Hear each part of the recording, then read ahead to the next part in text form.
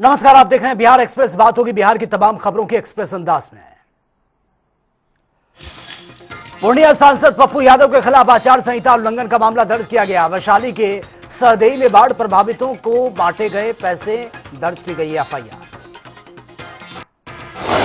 केंद्रीय मंत्री चिराग पासवान का बयान, कहा मैं जानता हूं कि सब घोषणा कर रहे हैं, इसका इंतजार, जल्द हो जाएगी घोषणा। बहुत ही सकारात्मक रूप से हो रही है बातचीत। जानता हूं कि आप सब सिर्फ घोषणा का इंतजार कर रहे हैं, वो भी जल्द हो जाएगी। पर इतना मैं जरूर कहूंगा कि बातचीत बहुत अच्छे से, बहुत बढ़िया से, कल जैसा आदरणीय नित्यानंद जी ने कहा, सकारात्मक, बहुत ही सकारात्मक रूप से बातचीत हुई है, हो रही है और अभी अंतिम दौर में अब ये बातचीत पहुंच चुकी है। मुझे लगता है जिस घोषणा का इंतजार आप सब कर रहे हैं कि कौन कहाँ कितनी, हम लोग हर एक माइन्यूट जितनी भी डिटेलिंग्स है, हर चीज को हम लोग पहले ही डिस्कस कर लेना चाहते हैं, ताकि बाद में गठबंधन के भीतर किसी भी चीज को लेकर, सीटों को लेकर, प्रत्याशियों को लेकर, कहाँ पे कौन कैसे प्रचार करेगा, कैसे, हर चीज को विस्तार से हम लोग चर्चा करना चाहते हैं, जो कि बहुत अच्छे से हुई है, हो रही है और मुझे लगता है बहुत जल्द आप सबके सामने। प्रभु, जहाँ पे मेरे प्रधानमंत्री हैं वहाँ पे कम से कम मुझे अपने सम्मान की चिंता करने की जरूरत नहीं है। कांग्रेस नेता अधीर रंजन चौधरी का बयान, कहा महागठबंधन बहुत मजबूत है। मजबूत है, ग्रैंड एलायंस बहुत मजबूत है, क्योंकि आप देखे हैं जात्रा के समय तेजस्वी यादव, राहुल जी एक साथ मिलकर जात्रा भी की है। हमारे ग्रैंड एलायंस जो है, महागठबंधन जो है, बड़े ताकतवर है और सही सलामत चल रहे हैं सब। बीजेपी नेता संजय जायसवाल ने तेजस्वी की घर घर सरकारी नौकरी दिए जाने की घोषणा पर प्रतिक्रिया दी है। किसी भी दल को जब लगता है कि सरकार बनाने की कोई संभावना नहीं है, तब वह ऐसी ही बातें करते हैं। तेजस्वी यादव और महागठबंधन अब पूरे तौर पर मान चुका है कि वह बिहार के चुनाव से आउट है और इसलिए वह इस तरह की बातें कर रहे हैं। जल्दी ही आप तेजस्वी यादव जी से सुनिएगा कि जितने लोग भी उनके पार्टी को वोट देंगे, सबको वह स्टारशिप में बैठा के चांद ले जाएंगे, क्योंकि वह जानते हैं कि सरकार बनेगी नहीं और जिम्मेवारी मेरी होगी नहीं। इस तरह की बातें वही कर सकता है जिसको राजनीति का क ख का भी ज्ञान नहीं है।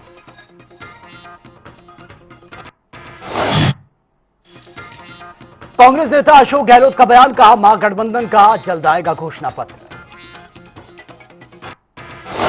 देखिए थोड़ा एंजॉय कीजिए, मैनिफेस्टो आने वाला है, उन सब बातें स्पष्ट हो जाए। नहीं ऐसा नहीं होता है, कुछ बातें ऐसी होती है जो सोच लेते हैं कि भाई ये हमारी इच्छा ही है कि हम चाहते हैं कि सरकार बने हमारी, तो हम कुछ करके दिखाएं। तो उसमें आदमी सुझाव देता भाई हम ये भी कर सकते हैं। अल्टीमेटली जब मैनिफेस्टो आएगा गठबंधन का, तब स्थिति स्पष्ट हो जाएगी।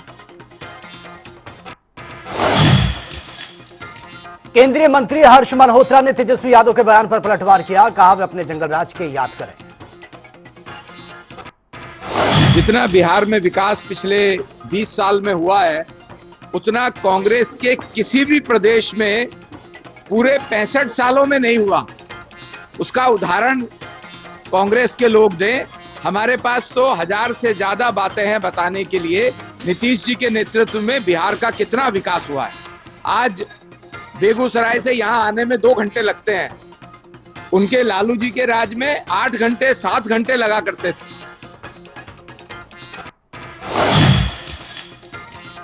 केंद्रीय मंत्री हर्ष मल्होत्रा का बयान, कहा बिहार का 20 वर्षों का हुआ है विकास। वो अपना जंगल राज याद करें, आज से 20 साल पहले उसका जवाब दें, उसके लिए माफी मांगे बिहार से, उसके बाद कोई घोषणा करें।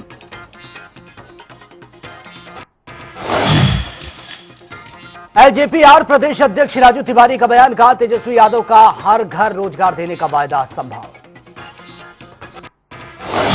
ये बताने की आवश्यकता नहीं, सत्ता पाने के ललक में इतने व्याकुल हो गए हैं लोग, इस तरह की बात कि भाई रोजगार देना प्राथमिकता है सरकार की, लेकिन किस तरह से बात करें, हर घर को रोजगार देंगे आप, कहाँ से कैसे कर देंगे, क्या है इसका मानक, एकदम नियम बना देंगे, योग्यता कोई नहीं चाहिए उसमें, पढ़ाई लिखाई स्कूल कॉलेज बंद कर देंगे जब हर घर को रोजगार आप देने की बात करते हैं। ये व्यवस्थाएं चौपट करने का, ये मतलब इस तरह का प्रलोभन देना जो सीधा ये असंभव है, मतलब लोगों को लालच देना, लोगों को भ्रम फैलाना। जन स्वराज पार्टी के संस्थापक प्रशांत किशोर का बयान, कहा ज्योति सिंह का टिकट पारिवारिक मामला और नियमों के अनुसार आ रहा है। डॉक्टर विजय गुप्ता पहले ही उम्मीदवार घोषित कर चुके हैं। प्रशांत उपेंद्र को झटका देने वाले की इच्छा जताई थी क्या उन्होंने कभी? नहीं, हमसे वो सब कोई बात नहीं हुई थी। उस समय उन्होंने जो बात कही थी वो परिचय की बात थी। हमने उस समय भी उनको यही कहा था कि ये आपका पारिवारिक मामला है और इस मामले में मैं कुछ बोलना मेरा उचित नहीं होगा, ये आपके और आपके पति के बीच का मामला है। हमसे कोई इस पर बात नहीं हुई।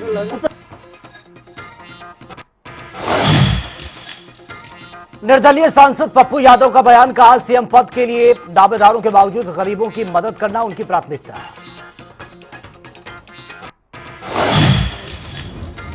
अपनी पार्टी के बारे में बोलें, मेरी राय है कि सीएम मुद्दा ही नहीं, मुद्दा है चुनाव जीतने का। किसी भी परिस्थिति में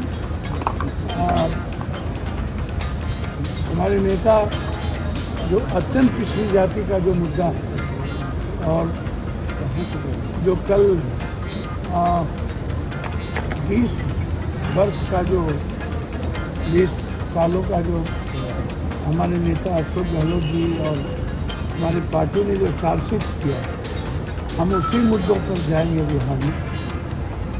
हम व्यक्ति के मुद्दों पर बिहार में नहीं। लालू प्रसाद यादव के साथ मीटिंग पर आरजेडी के नेता भीमा भारती का बड़ा बयान सामने आया, कहा सभी कार्यकर्ताओं को निर्देश दिया जाएगा। हम लोग का जो संगठन का है, अपने अपने क्षेत्र में लोग जाएंगे, काम करेंगे संगठन पर। जो हमारे कार्यकर्ता है उस सबको भी निर्देश दिया जाएगा कि अपने अपने बूथ पर मजबूती के साथ इस बार की चुनाव जो है कि जो हमारे आदरणीय नेता प्रतिपक्ष का है तेजस्वी यादव जी को मुख्यमंत्री बनाना, हम लोग को ईमानदारी के तरह जैसे कार्यकर्ता जो झाड़ू बन करके काम करे क्षेत्र में। और लोग होता है कि किसी को टिकट नहीं मिला तो नाराजगी जताते हैं, लेकिन सरकार बनाइए, हर सूरत में सरकार बनना चाहिए। चुनाव लड़ रही है, देखिए नेता लड़ाएंगे तो लड़ेंगे, हम लोग राष्ट्रीय जनता दल का कार्यकर्ता हैं।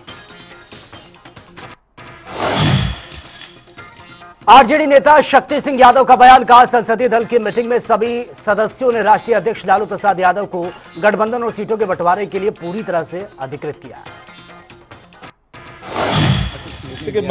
राष्ट्रीय अध्यक्ष आदरणीय लालू प्रसाद जी के नेतृत्व में आस्था व्यक्त करते हुए सभी मेंबरानों ने ये पूरी तरह से निष्ठा जाहिर की कि गठबंधन करने का सीटों के बंटवारों के लिए पूरी तौर पर अधिकृत राष्ट्रीय अध्यक्ष जी को की गई।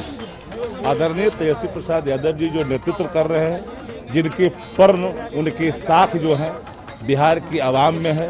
एक एक व्यक्ति जानता है कि तेजस्वी यादव जो कहते हैं, जो करते हैं, जो घर सदियों से नौकरी विहीन रहा है, वो परिवार के घर में नौकरी देने का ऐलान एक बड़ा पर्ण का हिस्सा है और इसको पूरे तौर पर बिहार के लोगों में कल खुशी का दिन देखा गया था।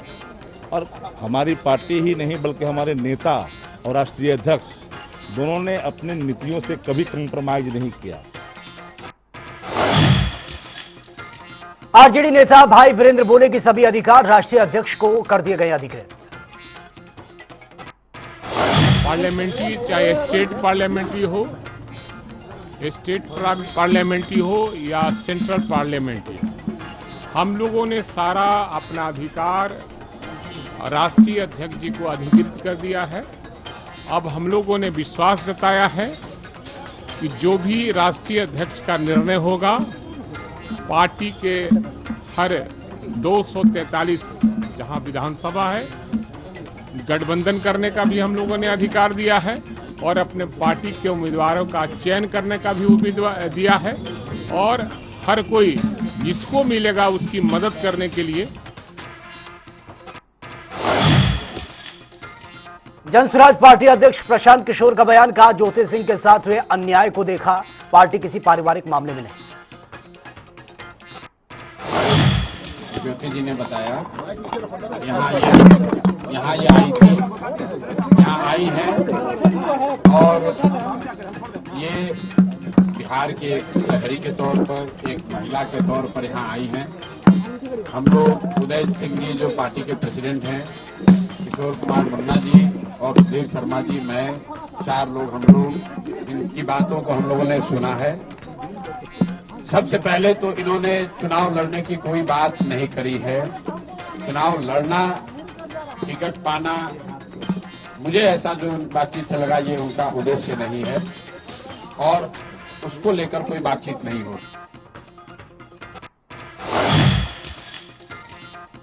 आरजेडी नेता मृत्युंजय तिवारी का बयान भी सामने आया, कहा तेजस्वी यादव की हर घर सरकारी नौकरी घोषणा ऐतिहासिक है।